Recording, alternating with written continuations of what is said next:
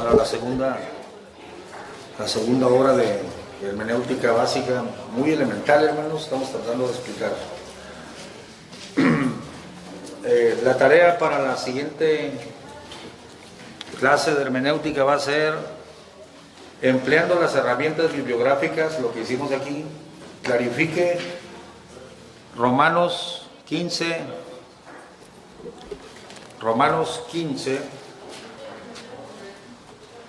19. Y para que nadie se confunda en la tarea, dice señales, milagros y prodigios. Yo solicito de ustedes un estudio serio de qué es una señal, qué es un prodigio y qué es un milagro. Desde ahorita les digo que si van al diccionario secular y buscan la palabra prodigio, dice milagro. Y luego va y busca milagro y dice prodigio. Porque, entre otras cosas, el diccionario secular no cree y no puede creer en lo sobrenatural, no le interesa el tema y lo menciona como algo que existe en la mitología, pero no, el vocablo no le interesa. No es científico un prodigio o un milagro, ¿me explico? Pero en el ámbito bíblico también va a batallar con los diccionarios para establecer la diferencia. La tarea no está fácil. Y ya no les digo más, ya les dije cómo investigar. El que entendió, entendió, y el que no, le vamos a poner 0. Pero defina, por favor, porque la Biblia, el diccionario secular no hace diferencia. Prodigio, milagro. Milagro, prodigio. Pero en la Biblia sí dice señales, milagros, prodigios. Entonces, una cosa es el universo que conocemos y otra cosa es el universo bíblico. Muy bien. A ver, equipos para la tarea los vamos a hacer al final. Dividimos en partes iguales los alumnos y que se comuniquen por teléfono, no sé, pero van a investigar juntos y uno solo va a exponer las conclusiones de todo el equipo la siguiente clase. ¿Alguna tarea con la duda, hermanos, muchachos? ¿Alguna duda, perdón? ¿Alguna duda con la tarea? ¿Repetir qué, mijo? La tarea es definir qué es un prodigio, un milagro y una señal en ese verso. Es Romanos, empleando las herramientas bibliográficas, como lo hicimos aquí. Yo les hablé de todo eso. Sí. La tarea es definir qué es un prodigio, una señal y un milagro, según el verso de Romanos 15-19, empleando las herramientas bibliográficas, como lo hicimos aquí. Diccionarios, concordancias, todo lo que vimos aquí. Y si quieren añadir algo más, añádanlo, pero definan qué es un milagro, un prodigio y una señal según la Biblia. Si me dicen es lo mismo, pues demuéstrenlo. Si me dice hay diferencia, aplica diferente, demuéstrenlo. Eso va a ser para la siguiente clase. Bien, ¿alguna pregunta, muchachos, antes de avanzar de lo que vimos? ¿Alguien le quedó una duda? ¿Alguien le quedó un cuestionamiento? Levante su mano, no tenga miedo. Aquí se vale no saber, equivocarse, se vale de todo. ¿Está todo claro? Bueno, vamos entonces ahora a lo que es las definiciones básicas. Hermenéutica es el arte y la ciencia de interpretar textos. Hay otra definición, es el conjunto de reglas que se emplean para interpretar correctamente la Biblia. La primera definición incluye la filosofía y cualquier tipo de texto. Por eso está el arte y la ciencia de interpretar textos. Todos. Ya la definición bíblica o más bien aplicado a la Biblia, es el conjunto de reglas que se emplean para interpretar correctamente la Biblia. Me faltó mover ahí, ¿verdad? Vamos a ver. Movemos, ahí está. El origen y cuño del término hermenéutica es impreciso. Algunos postulan que proviene de hermeneia, del griego, que significa expresión de un pensamiento, interpretación de un pensamiento. Aristóteles lo empleó en su obra Peri Hermineias, que significa interpretación. Otros nos dicen que la hermenéutica nació con la mitología griega como un ejercicio informático y comunicativo de Hermes, el mensajero de los dioses, quien ejerció la tarea de llevar y traer amonestaciones, anuncios o profecías entre los hombres y los dioses, convirtiéndola en una actividad práctica. Es impreciso de dónde emana. Entonces, algunos eruditos dicen viene de aquí, de Platón, otros dicen no, viene de la mitología. Ahora bien, hay una referencia bíblica y es el texto, que pase alguien, René, por favor, Hechos 14:12, es solamente una referencia bíblica. Ana Osuna, pase aquí, léanos Hechos 14:12, pero rapidito porque el tiempo se nos va. Hechos 14:12. Fíjense cómo dice. 14:12. Y a Bernabé llamaban Júpiter y a Pablo Mercurio, porque este era el que llevaba la palabra. Otra vez, despacito, mija. Y a Bernabé llamaban Júpiter y a Pablo Mercurio, porque este era el que llevaba la palabra. Sí. Muchas gracias. A Bernabé llamaban Júpiter y a Pablo Mercurio. Hermana, usted se llevó esta Biblia, a ver, la versión de Jerusalén, para comprobarles que en el comentario, léelo y lees el comentario, por favor. El comentario le sigo esto. Ok. Escuchen cómo es Hermes en realidad, el equivalente a Mercurio. Escuchen. 14, ¿cuál? 14:12 de Hechos. Ponte aquí. A Bernabé llamaban Zeus y a Pablo llamaban Hermes, porque era quien dirigía la palabra. Ok, Hermes, ahí está. El equivalente a Mercurio es Hermes.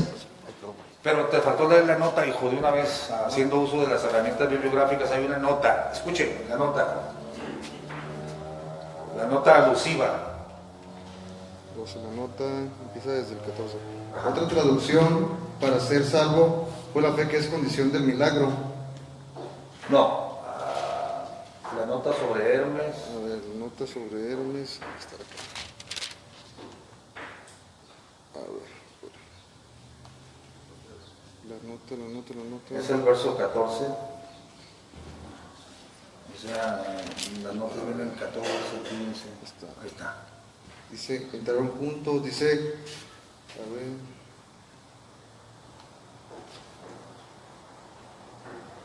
Dice, Lid, que era conductor de la palabra, Hermes, Mercurio, entre los latinos, era dios patrono de los oradores, más bien del Zeus, y de Hermes de los griegos.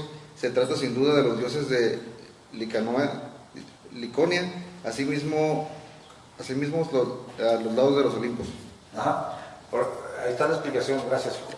La explicación de por qué en unas tradiciones es Mercurio, dice, es el equivalente licaónico del Hermes griego. Pero nos interesa solamente la referencia bíblica a que sí existía la tradición de que el portador de la palabra es el intérprete en la Biblia, ¿no? Es solamente un dato curioso. De todos modos, los eruditos no se ponen de acuerdo si se acuñó la palabra hermenéutica partiendo de Hermes o partiendo de Hermenea. Investíguenlo ustedes. No es relevante. Vamos a avanzar, son solamente datos. La hermenéutica se aplicó primero a la interpretación de textos sagrados y pasó luego al campo de la filosofía.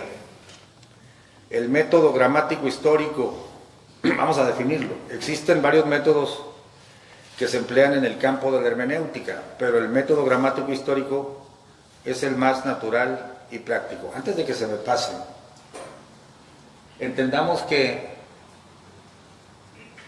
según una escuela u otra, de todos modos el término se acuña en el campo de los griegos. Y cuando Pablo está predicando en Grecia, por eso le dicen, este es Hermes y este es el otro, ¿no? ¿Okay? No vayan a creer, muchachos, por favor, es obvio que Pedro y Pablo estudiaron hermenéutica, o que los predicadores bíblicos se graduaron de hermenéutica.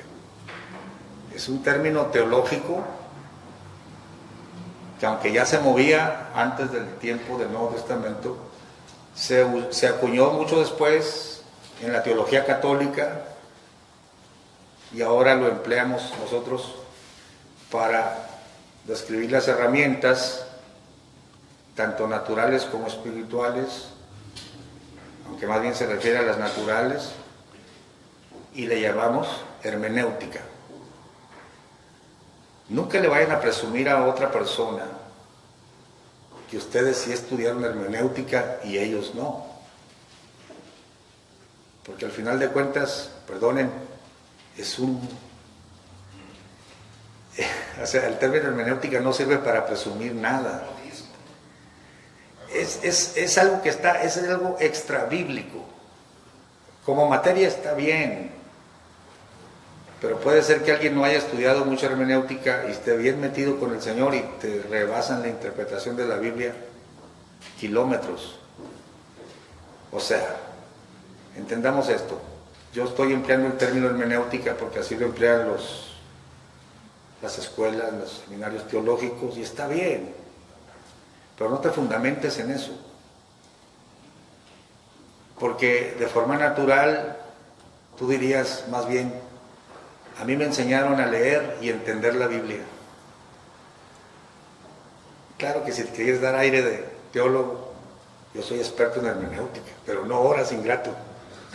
No oras, no ayunas, no amas la Biblia, pues de nada te va a servir. O sea, mi comentario es, fuera con la presunción, hermanos. Cualquier curso de hermenéutica no te va a dar, en realidad, lo que te va a dar la comunión con el Señor.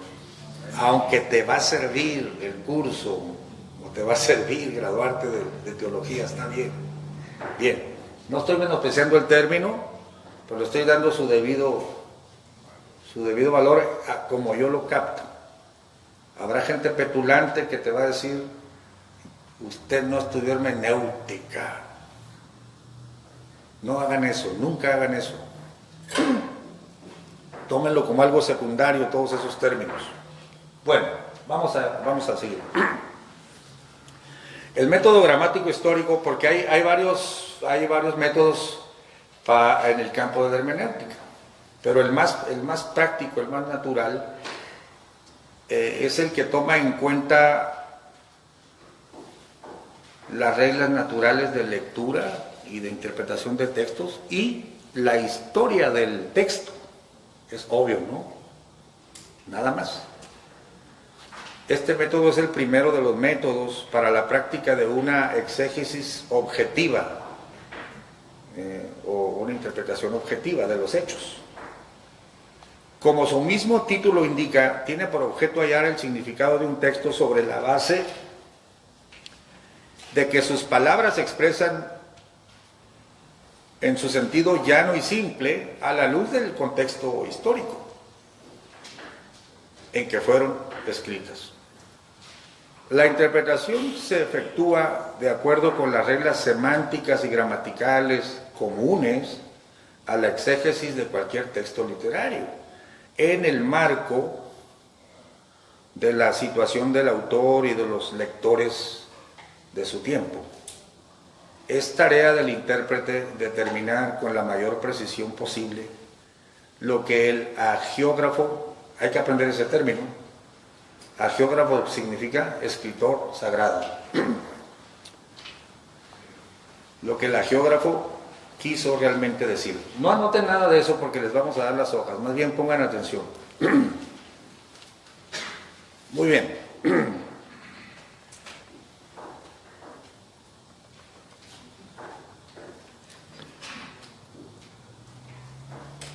Cuando tú lees un texto, vamos a decir un capítulo de la Biblia, lo abres y lo empiezas a leer, hay muchas cosas que están en juego cuando tú estás leyendo. Lo primero que está en juego es tu propia mente, ¿no? Lo que tú tienes en tu mente. Filtra o interpreta todo lo que estás leyendo. Después también influye tu estado de ánimo, lo que has oído del tema. También influye ciertas cosas que tú crees, que las tienes como principios. Y todo eso afecta la interpretación de lo que lees.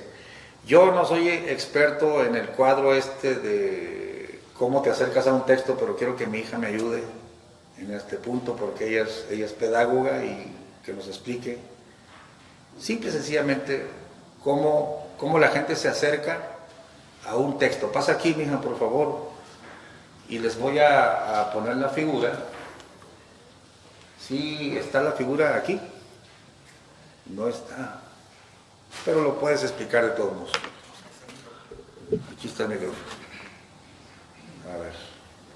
Yo tampoco soy experta, hermano. Pero bueno, el tema lo tocaba con mi papá cuando estaba desarrollando la clase y hay un autor que maneja mucho la hermenéutica, es un autor secular, no tiene nada que ver con el Evangelio, pero él escribió o hizo una como estructura que se debe seguir al estudiar cualquier texto bíblico o no bíblico, cualquier texto se tiene, bueno, según él, se tiene que estudiar bajo esta estructura. La estructura se llama círculo hermenéutico. Sí, sigue hablando. Lo estás metiendo. Se llama círculo hermenéutico y dice que lo primero es lo que mencionaba, ¿no? Tú te acercas al texto, tu primera lectura va a estar afectada por todas tus experiencias, por todo lo que conoces, lo que te han dicho, lo que has estudiado y lo que tú crees. O sea, lo primero que interpretaste, lo primero que se te vino a la mente cuando lees. Después de esa interpretación tú tienes que generar hipótesis o preguntas. ¿Qué es lo que creo que me quiere decir el texto? ¿Qué quiere transmitir? A lo mejor qué me quería decir el autor o cuál es la intención del texto. Empiezas a como idear tus preguntas y después la parte como gruesa es cuando tú tratas de interpretar al autor.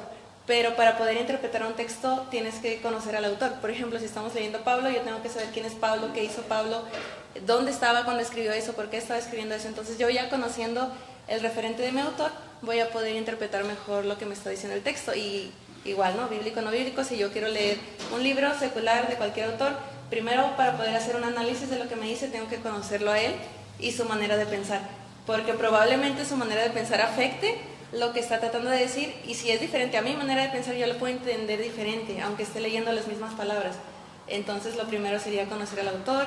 Después de que ya conoces al autor y tratas de leer el texto o leer el fragmento con los ojos del autor, con los ojos que los escribió el autor, entra como un periodo, se llama escuchar el texto, o así lo maneja él, oír el texto, que es como la parte de la meditación. Le vas a dar vueltas en tu cabeza y qué era lo que me quiso decir, dónde estaba, cuál era su intención, como tratar, como si estuvieras hablando con el autor en tu mente, sin que parezca ocultismo o algo así, nada más como tratar de meditar qué era lo que te estaba diciendo, y finalmente te regresas a las preguntas, a todas las preguntas que generaste después, que si las contesté, no las contesté, qué me trataba de decir, si encontré lo que me trataba de decir o no lo encontré, si estoy segura, no estoy segura, y siempre corroborándolo con el contexto del autor, se llama, o contexto del emisor del mensaje, que era pues lo que él estaba haciendo en ese momento. ¿Cuál es la pronunciación exacta del autor para aprendérmela? ¿Círculo de qué? Círculo hermenéutico se llama, de George Gadamer. Gadamer, muchas gracias. Muy bien. Bien, hermanos,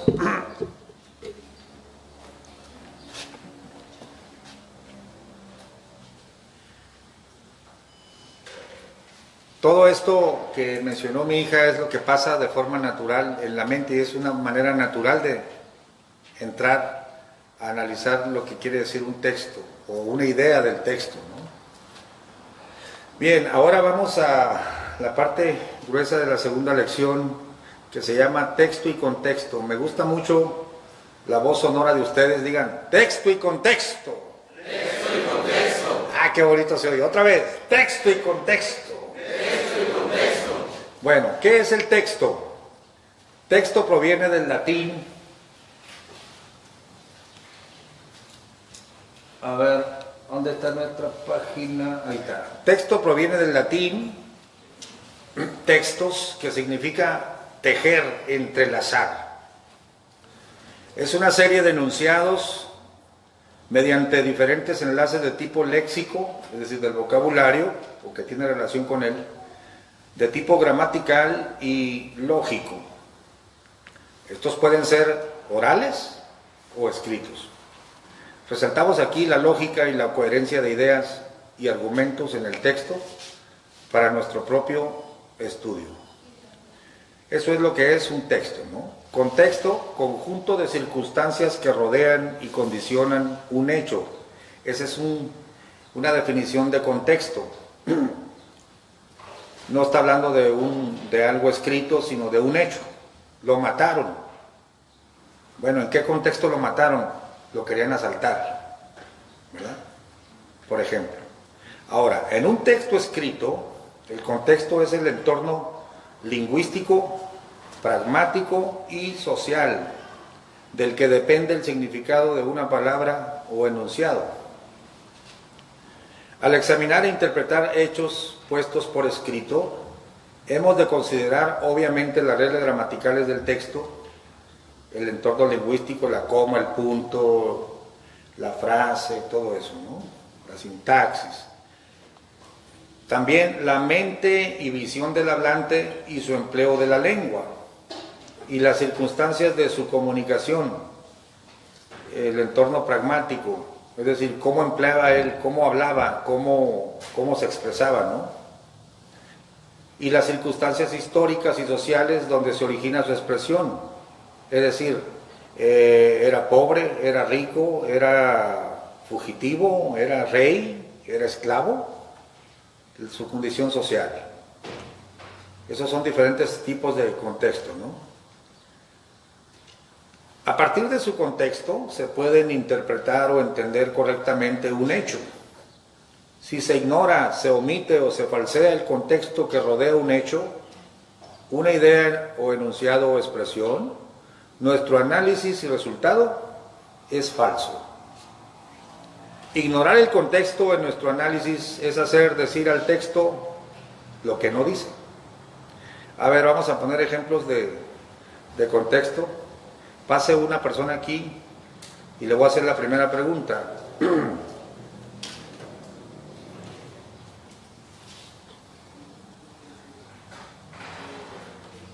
Pilar Sánchez. Pilar Sánchez, pase, por favor. Quiero que me defina, hermana Pilar, póngase aquí, la frase: no podemos analizar esa situación fuera de su contexto. A ver,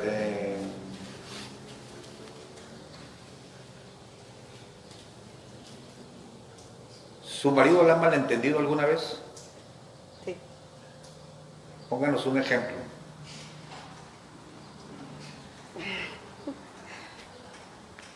Que cuando la interpretó mal, que usted no estaba enojada y él piensa que está enojada. Sí. ¿Sí le ha pasado? Sí. Que a veces que yo le digo las cosas, pero para bien, y él piensa que es para mal. Lo toma a mal. A mal. Lo toma a mal. La están interpretando mal, ¿verdad? En su mente, usted quiere ayudarlos.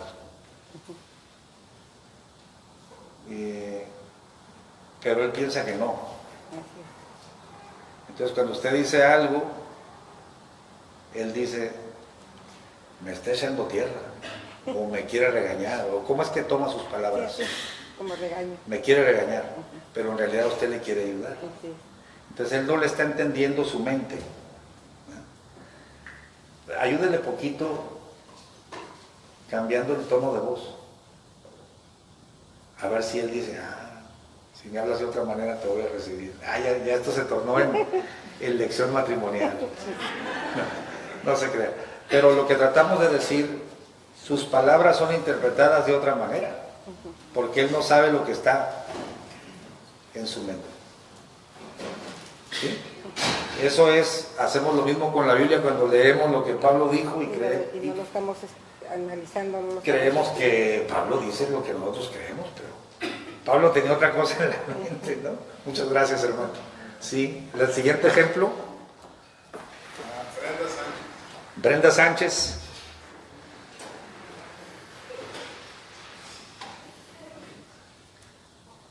Vamos al tercer ejemplo.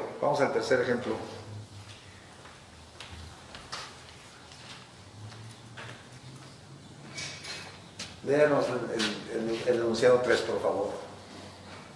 El 3. Sufragio efectivo, no reelección, contra sufragio efectivo, no reelección. Este lo está leyendo mal. Este lo leyó bien. Sufragio efectivo, punto y coma, no reelección. ¿Quieres que lo...? Sí, no, pues léalo bien. Léalo con todo y signos de admiración. Okay. Sufragio efectivo, no reelección. Y el siguiente dice, observe las comas, Ajá. Sufragio efectivo, no reelección. No, se lee de esta manera. Sufragio efectivo, no. Reelección. Es que la palabra no está antes de la punto y coma. Pues aquí estamos diciendo sufragio efectivo. Es decir, que haya sufragio, que haya voto efectivo y que no haya reelección. En la segunda frase es sufragio efectivo, no. Reelección. El punto y coma cambia el significado de las frases. Las palabras son las mismas, pero la puntuación cambió el significado. Sí lo capta, ¿verdad? Ahora sí léalo correctamente, primero uno, luego el otro. Sufragio efectivo, no reelección. Sufragio efectivo, no reelección. Correcto. Ahí está. Ok. Pregunto, ¿no son idénticas las frases en palabras? ¿Qué es lo que varía? Este es un contexto gramatical.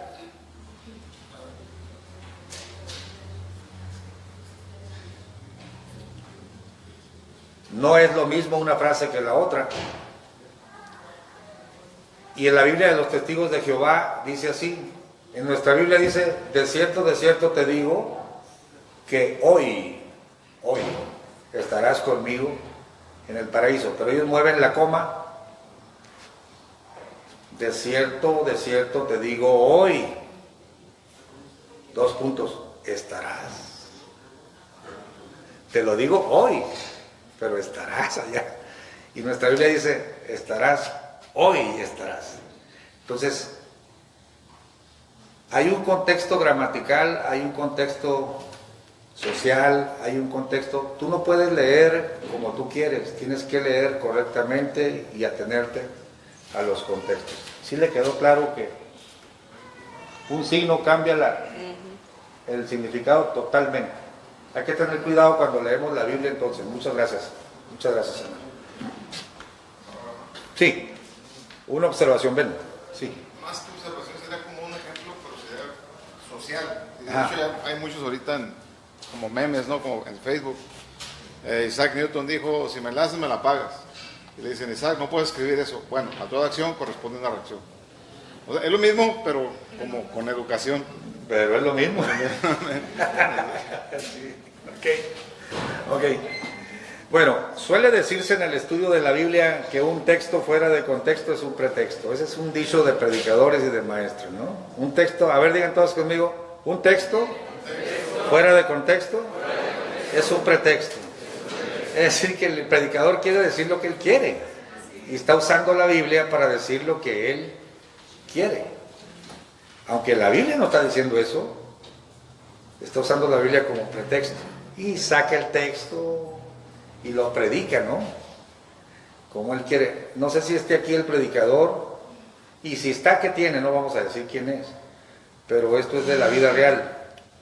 El pastor lo puso a predicar y escogió el texto que dice que Cristo fue hecho siervo, tenía que ser igual que los siervos para poder compadecerse de ellos, y luego dice para poder expiar los pecados del pueblo. Expiar con X, expiar, habla de expiación, pero él no miró la X y dijo, hermanos, Cristo nos está expiando, dijo.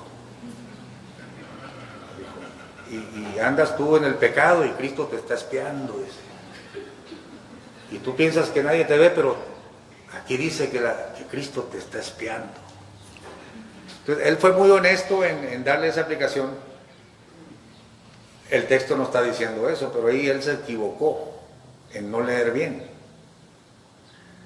Pero a veces no es que te equivoques en no leer bien, sino una coma, un punto, o la situación social del autor, etcétera, no la tomas en cuenta, y entonces tú dices, la Biblia está diciendo eso, cuando la Biblia no está diciendo eso, sino es tu idea. Tu idea puede ser buena, una media verdad, o le falta algo, o totalmente contraria a lo que el texto quiere decir. Entonces, el texto es, para nuestro estudio, es la porción que escogiste, y el contexto es todo el ámbito que lo rodea, social, gramatical, cultural, emotivo, circunstancial. Ahorita lo vamos a ver. Miren, por ejemplo, en cuanto a los ámbitos que rodean un hecho bíblico, tenemos el contexto social-cultural, la condición o circunstancia social del hablante o escritor sagrado o protagonista. Es un rey, es un esclavo, es libre, es poeta, es profeta, es hijo bastardo, es legítimo, es soltero, casado, ciego, pobre, rico, hombre o mujer. Y añádele todos los que tú quieras, nada más que sean reales. Contexto circunstancial. Las circunstancias o condiciones que rodeaban al autor cuando escribió, cuando exclamó, cuando dijo o hizo tal cosa. Circunstancias. ¿Es viejo o joven? ¿Está preso cuando escribe? ¿Escribe en la cúspide de su poder o desde su derrota? ¿O cuando es fugitivo? Muchos salmos se escribieron cuando andaba David huyendo. Otros se escribieron cuando estaba en una cueva escondido. Y tú, si tienes en cuenta ese hecho, entonces le vas a tomar más sabor al salmo. ¿Existen antecedentes para tal actitud? ¿Por qué habla de esa manera? ¿Qué le pasó a él?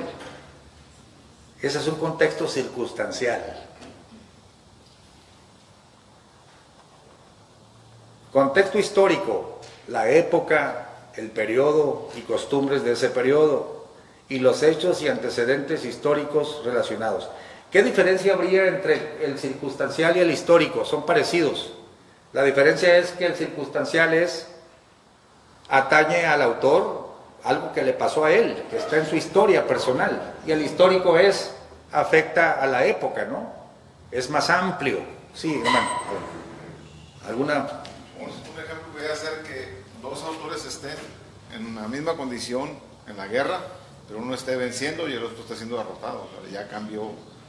Históricamente es lo mismo, pero circunstancialmente están en una circunstancia diferente. Diferentes. Y los dos están en el mismo contexto histórico, pero diferente contexto circunstancial. Perfecto. Buen ejemplo. Luego, aquí pongan atención, muchachos, no son todos los que hay. De hecho, los autores, unos ponen, son más contextos, otros menos. Esta es una lección elemental. La segunda lección yo les voy a subir un poquito de nivel. vamos a meterle más carne al asador, ¿no? Eso es para que vayan entendiendo el tema.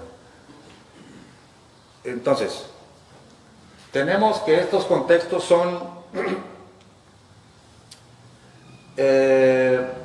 en cuanto a, fíjense bien la frase, en cuanto al texto bíblico, en cuanto al texto bíblico, no, en cuanto a los ámbitos, esa es la palabra que quería resaltar. Estos ámbitos es como algo intangible, ¿no? Las circunstancias, el marco histórico, el estado de ánimo del autor o protagonista, es algo intangible, pero que tú tienes que descubrirlo o investigarlo. Pero en cuanto al texto bíblico en sí, ya estoy situándome ya no en un ámbito, sino en el texto literal, y ahí hay algunas subdivisiones, y ahorita que lea esto, dejamos la teoría y vamos a la práctica, porque esta es la parte interesante, no aplicar lo que estamos leyendo. Tenemos entonces el contexto. A ver, aquí hay una diferencia en lo que tengo acá, pero voy a leer acá. El contexto gramatical, reglas gramaticales, la sintaxis, la lengua o las lenguas, ya ven que es griego y arameo en la Biblia, ¿no? Y hebreo. Del escritor, los géneros literarios, los subgéneros, epístola, himno, etc. Pero vamos a esta parte. En cuanto a la cercanía del contexto que rodea un hecho bíblico, tenemos primero el contexto inmediato. Digan todos, muchachos, contexto inmediato. Contexto inmediato. Son los versículos de la Biblia que anteceden y preceden al texto que queremos entender. Es decir,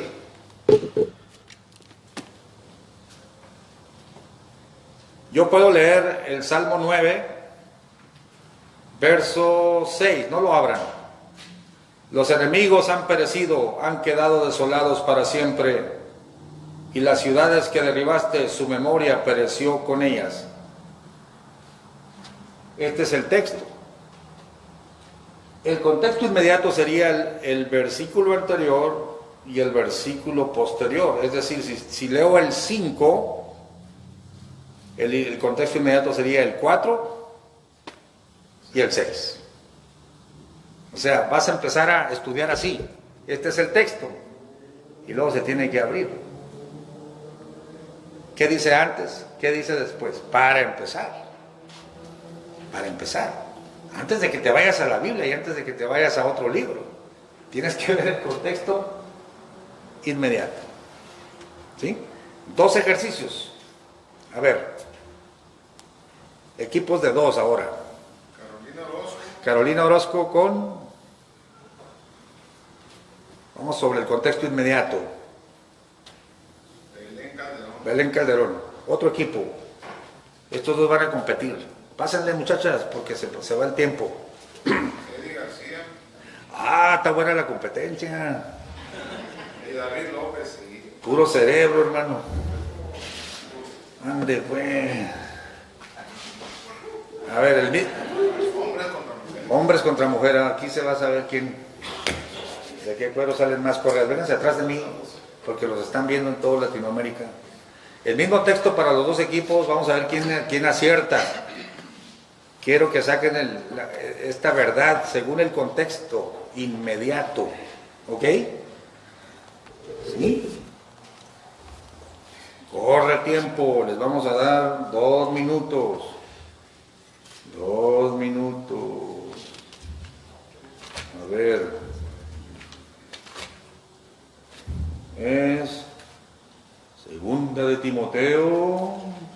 Vayan a la segunda de Timoteo. Perdón, primera de Timoteo.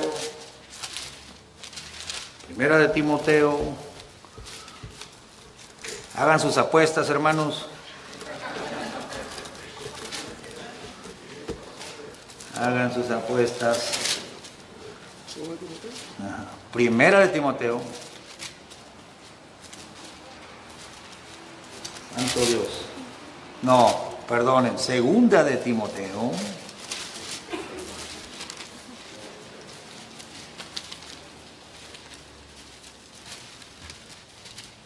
Dos.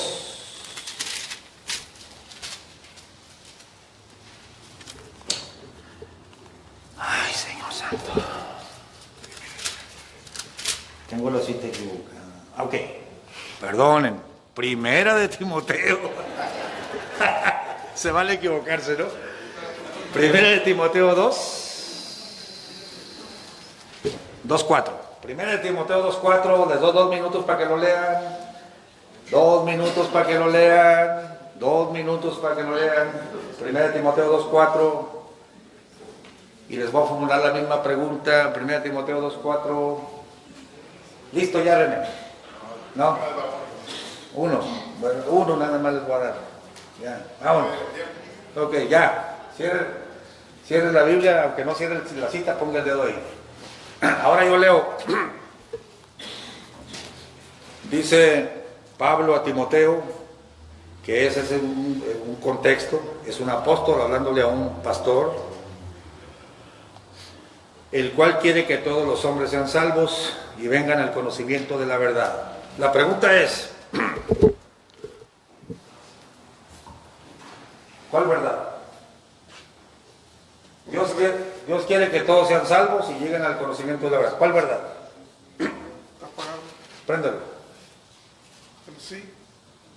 Me murió la pila. Sí. Ok, pero hable fuerte. Ok. ¿Cuál Conocer verdad? conocer a Cristo, la salvación. Esa es la verdad. Cristo. El texto no dice conocer a Cristo, pero ¿cómo llegas a esa conclusión? Pues porque dice el texto que quieren que conozcamos a...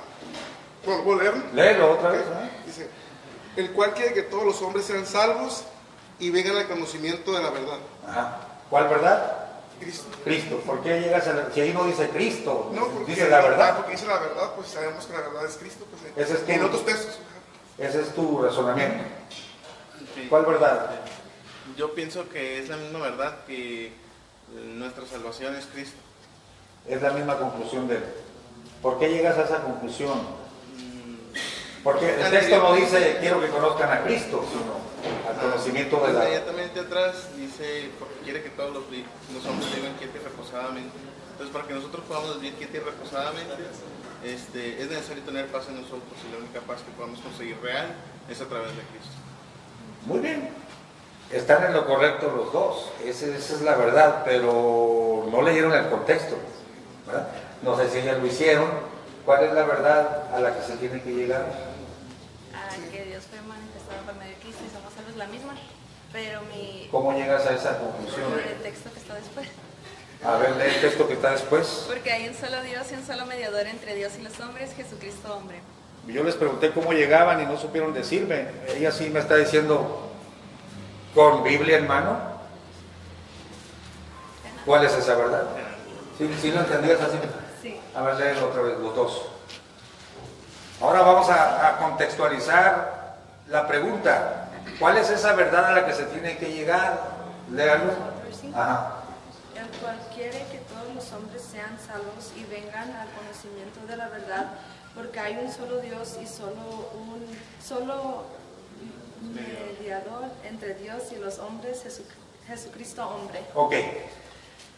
El lector atento me va a contestar, pastor, abajo lo dice, pues, ¿qué está dormido usted, pastor? Léale abajo. Esa verdad a la que se tiene que llegar es la de abajo. Porque el siguiente verso empieza con una conjunción. ¿Por qué? Está unido el primer verso con el que sigue. Le contesta un verso al otro. Pero si yo te intimido, ¿cuál es esa verdad? No, pues filosóficamente se defienden. Es el evangelio, porque esto y acá. Pero no leen el contexto.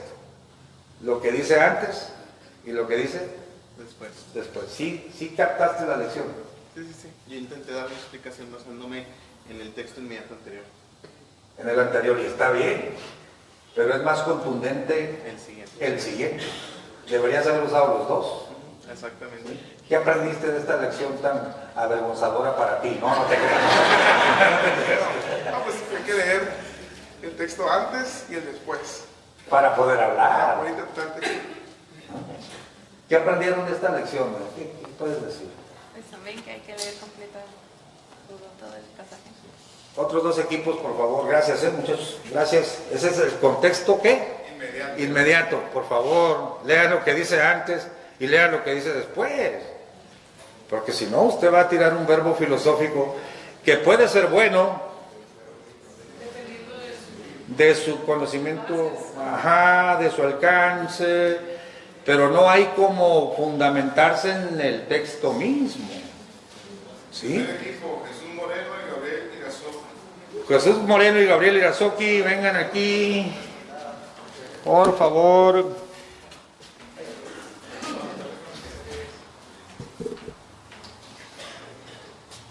María Guadalupe, pero no tiene apellido. María Guadalupe, pase acá. ¿Y el que sigue, René? Sí, es usted, hermana Lupita. No hay otra María Guadalupe aquí. ¿Cuántas María Guadalupes hay aquí? Ya eran dos porque ya pasó una. Sí, pasó.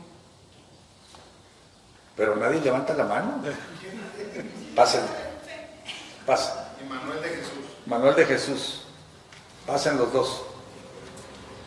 Aquí está muy disparejo porque él es un ministro de Dios, pero no seas alevoso con ellos. Que se explique, no, déjalo que se aviente él. Tú le ayudas al final. Sale. ¿Listos? 1 Timoteo 4.1. 1 Timoteo 4.1. Léanlo concienzudamente y les voy a hacer una pregunta. Léanlo. 1 Timoteo 4.1. Estamos hablando del contexto inmediato. 1 Timoteo 4.1.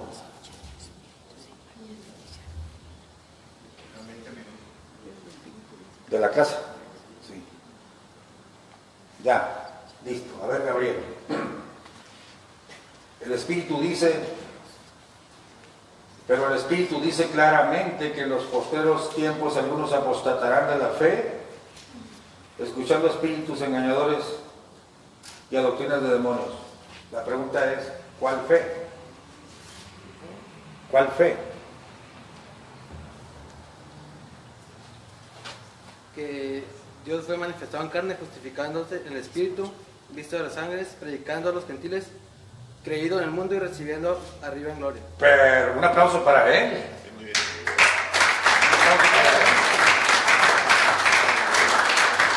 Bueno, nomás que yo tengo una objeción. Está citando el capítulo anterior. ¿Tienes derecho de hacer eso si ya está en otro capítulo? Bueno, me voy a defender porque ya lo he escuchado de usted. Defiéndete. De que no importa que los que estructuraron la Biblia, fue como que su criterio. Entonces, muchas veces los textos van relacionados y no tienen como que hasta aquí termina y aquí empieza otro tema. Correcto. Sino que es todo corrido. Correcto. Es decir, que la carta se escribió corrida. Usted no puede decir, no, pues la fe trinitaria, la fe unicitaria, la fe apostólica, la fe... No, señor. Se está refiriendo a la fe que te acaba de dar en el verso anterior. Por eso está ligado, ¿no? Capítulo, está ligado, claro. Por eso está ligado el versículo con la palabra en fe. Es otra conjunción ahí gramatical que tú no puedes ignorar. ¿Sí entendieron el punto? Sí. Dice, apostatarán de la fe. Entonces yo le pregunto al texto, ¿cuál fe? Si no leo lo que está antes, no voy a saber. Pero antes decía, lee el verso anterior, este final, léelo. Ese, el 16. Dice, indiscutiblemente grande es el ministerio de la piedad. Dios fue manifestado en carne, justificado en espíritu, visto de los ángeles, predicado a los gentiles, creído en el mundo, recibido arriba en la gloria. Pero el Espíritu dice claramente que en los posteriores tiempos, escuchando Algunos apostarán de la fe, escuchando a espíritus engañadores y a doctrinas de demonios. Correcto. Yo no puedo inventar una fe en el verso, porque la fe te la acaba de dar y es la cristología. Toda doctrina que ataque la divinidad de Cristo es una doctrina de error. Y es lo que está diciendo básicamente Pablo, que fue manifestado, que vino, que murió. No puedo filosofar de la palabra fe, sacando el texto y arrancándolo de su lugar y hacer una prédica de lo que a mí se me ocurra. A ver, preguntas aquí, comentarios. ¿Está claro esto, hermanos? Miren, ya se me acabó el tiempo de la clase, pero les voy a dar el último. Vamos a saltarnos al contexto lejano, que es el más difícil ejemplo que traigo para ustedes, y quiero 3 equipos para finalizar la clase de hermenéutica. ¿De 2? No, quiero 3 equipos de 2, por favor. Pasen, muchas gracias. Les agradezco mucho la cooperación. Vamos al contexto lejano. Y pasen, por favor, 3 equipos.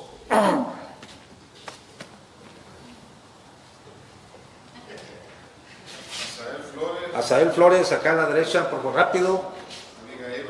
Abigail Valenzuela, ese es un equipo.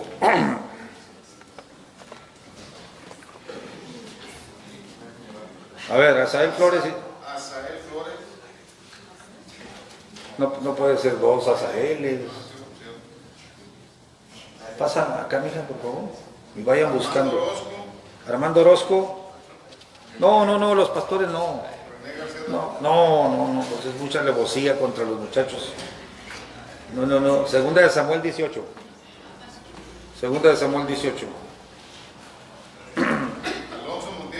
Alonso Montiel todavía pasa.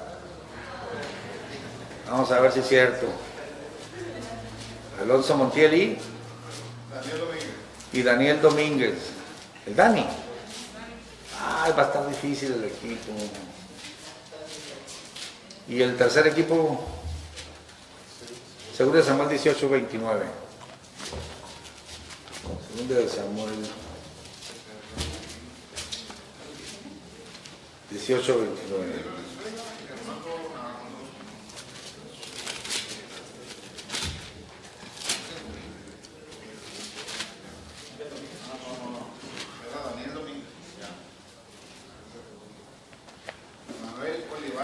Manuel Olivares. No, ya pasó. Otro. Saraí López. Ya pasó. No ha pasado. Le pasa el hermano Saraí.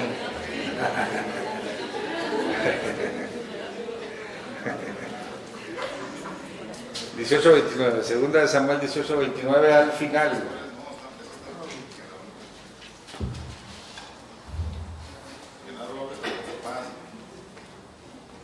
Y luego leen el 19 del 1 al 6 también. Jesús Walker, órale, está buena la competencia. Pónganse atrás de mí para que nos vean en el video. Ustedes en medio que fueron los primeros y unos allá y otros allá. Ok, Leo, y el rey dijo, el joven Absalón está bien, y Ahimaaz respondió, vi yo un gran alboroto cuando envió Joab al siervo del rey y a mí tu siervo, mas no sé qué era. Y el rey dijo, pasa y ponte allí, y él pasó y se quedó de pie. Luego vino el etíope, etcétera, ¿no? Verso 32, el joven Absalón está bien, pregunta el papá. David, el etíope, le respondió, como aquel joven sean los enemigos de mi señor el rey, y todos los que se levantan contra ti para mal. Entonces el rey se turbó y subió a la sala de la puerta y lloró, y yendo decía, hijo mío, Absalón, hijo mío, Absalón, ¿quién me diera que muriera yo en lugar de ti, Absalón, hijo mío? Entonces Joab se enoja cuando le dicen que el rey está llorando y hace duelo. Y Joab le reclama y le dice en el verso 5, hoy has avergonzado el rostro de tus siervos, que hoy han librado tu vida y la vida de tus hijos y de tus hijas y de tus mujeres y de tus concubinas, amando a los que te aborrecen y aborreciendo a los que te aman. Ok, después el rey se limpia las lágrimas y dice, perdónenme porque lo ofendí. Ok, ya sale y deja de llorar. La pregunta para los equipos es la siguiente. Por si Absalón le quitó las mujeres y lo quería matar y todo, ¿por qué David llora así? Hijo mío, ¿quién me diera que muriera yo en lugar de ti? Es incongruente. Y por eso Joab dice, oye, pues si te quería matar y yo puse mi vida para defenderte y tú llore, pues ¿qué te pasa? Quiero que me expliquen los equipos la actitud del rey. Les voy a dar 1 minuto para que razonen y luego los vamos a poner a prueba a ver si entienden lo que lee, porque hay que entender lo que se lee. Un minutito, René, y terminamos la clase de hermenéutica.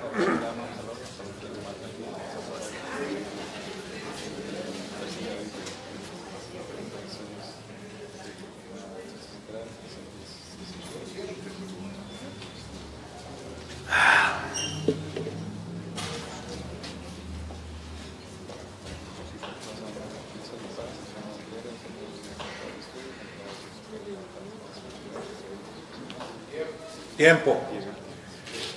A ver, el equipo número 1. ¿Tú vas a correr? ¿Ya deliberaron? ¿Ya dijeron, ya pensaron los dos? ¿Ya hablaron por qué? No. Transmítele tu idea, mija. ¿Por qué piensas que el rey, a pesar de que Absalón lo quiso matar y lo quería matar, Absalón, y el general lo defiende y Absalón muere y el rey dice, mi hijo? ¿Por qué crees que lo hizo?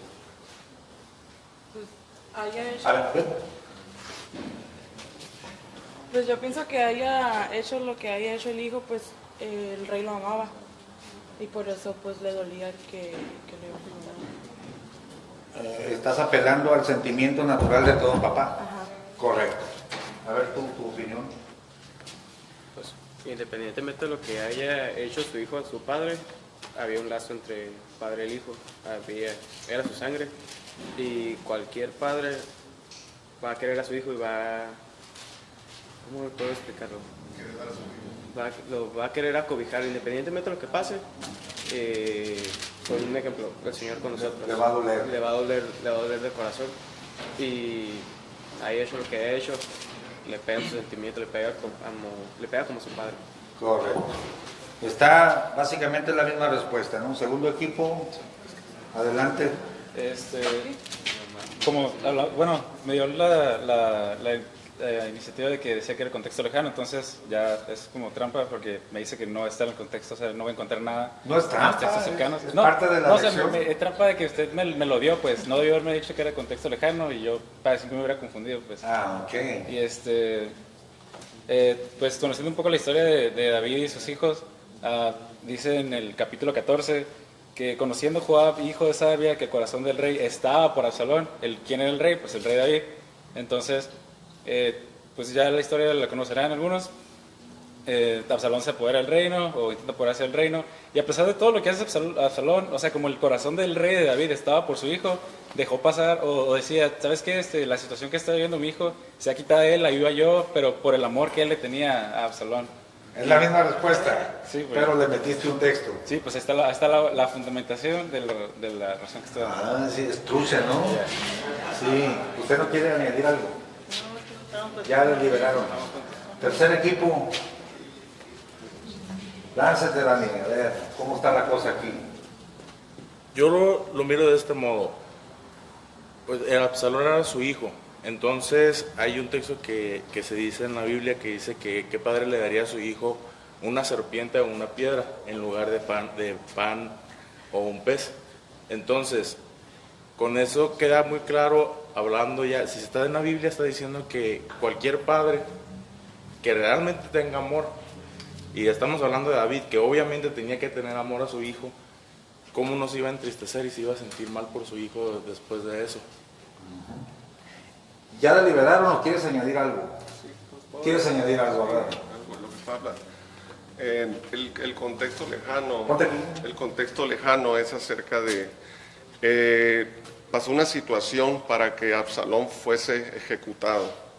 Él no le hizo justicia, su padre, a su hermana cuando fue violada. Entonces de ahí empezó el odio que él sintió para con su padre y empezó a generar todo eso que llegó hasta ese punto de matarlo. Entonces, ese es otro caso, ¿no? No, es el mismo. Absalón. Es Absalón. Entonces, eso es lo más lejano que yo he encontrado en eso. Absalón llega a tal grado que él se pone en contra de su padre porque él lo que quería era que le juzgaran al que había violado a su hermana.